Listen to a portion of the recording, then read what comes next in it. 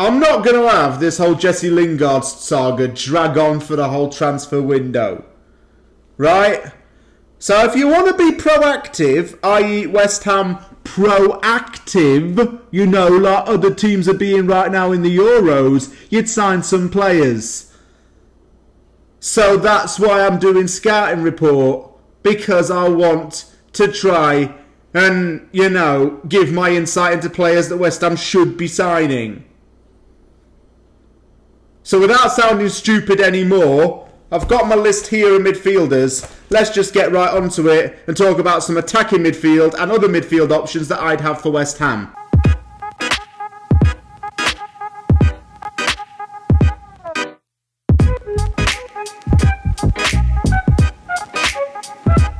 Little rant over. Let me tell you about what this video is about. If you've seen in the title, we're talking about midfielders in this scouting report. 5 targets down here. I like to mix it up a little bit, talk about players that are relatively unknown, as you might know by now if you watch these videos. Starting off with a player whose father is considered one of the greatest players of his generation. Who is it? Well, let me explain. Ianis Hagi is making a name for himself in Scotland playing for Rangers. He's also making himself for the Romanian national team. This is not because, at the very least, his father George is considered one of the greatest players of the 1980s and the 1990s.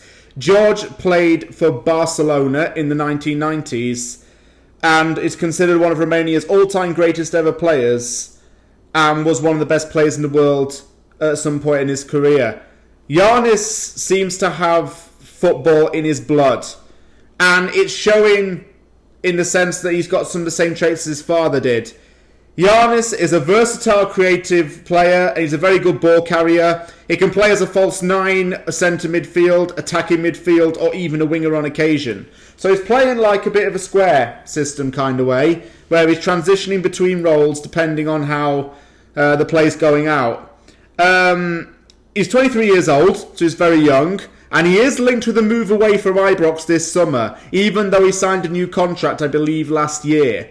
He's a player who is very well respected and very well liked by Steven Gerrard, and Hagi is tipped for greatness for both the Romanian national team and for a few leagues in the future, because he is being considered a major transfer target. I mentioned Matteo Pessina when I went on Forge for Mine with Gatesy to do my scouting report for them.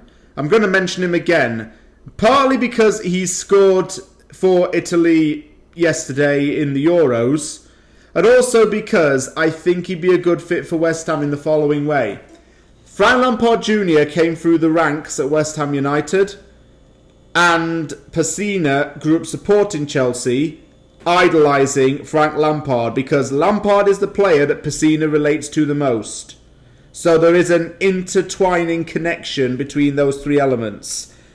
The thing with Pessina is that he can play in either a 4-2-3-1, which he has done often at Atalanta, or a 3-4-2-1, although this latter is his preference.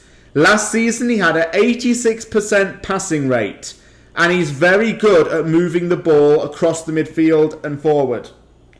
That's the main trait of Pessina, is his passing accuracy. And West Ham do need someone who can help to move the ball efficiently. Not just be static with the ball, but move it efficiently into good spaces. Pessina would do just that. And the 86% passing rate is near perfect. Up next is Luka Ilic, a 21-year-old Serbian who plays for Manchester City but spent last season in the Eredivisie at FC Twente. He's a left-footed attacking midfielder who is also a box-to-box defensive midfielder as well. He likes to go one-on-one with opponents a lot, and the biggest attribute of his game is his ability to dribble. He doesn't tend to shoot the ball as often, but he likes to work with the ball in a mechanical and methodical kind of way, if that makes sense.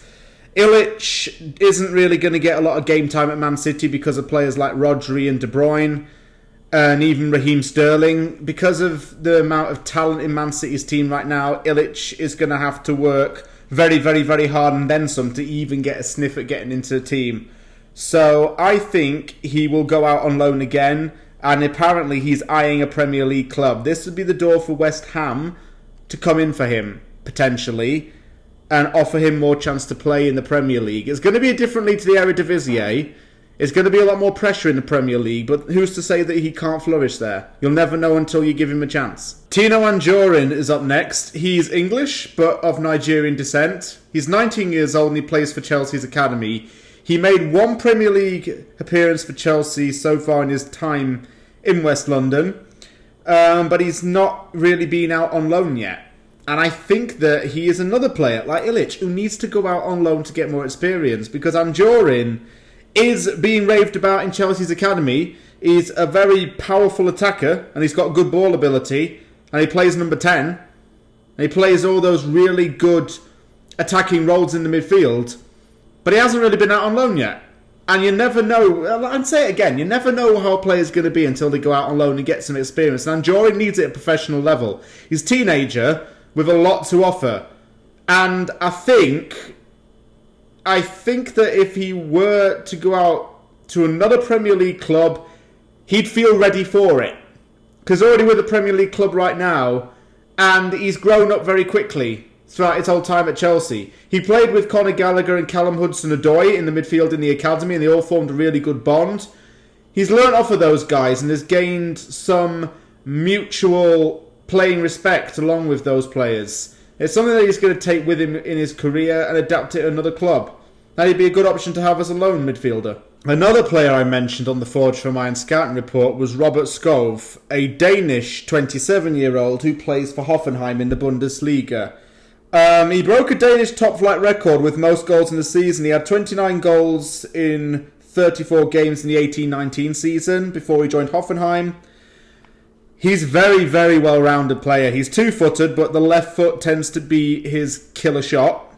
He's an assister and a free-kick specialist, and he is meant to be moulding his way into the Danish national team to become their set-piece taker. Well, their number one set-piece taker, rather.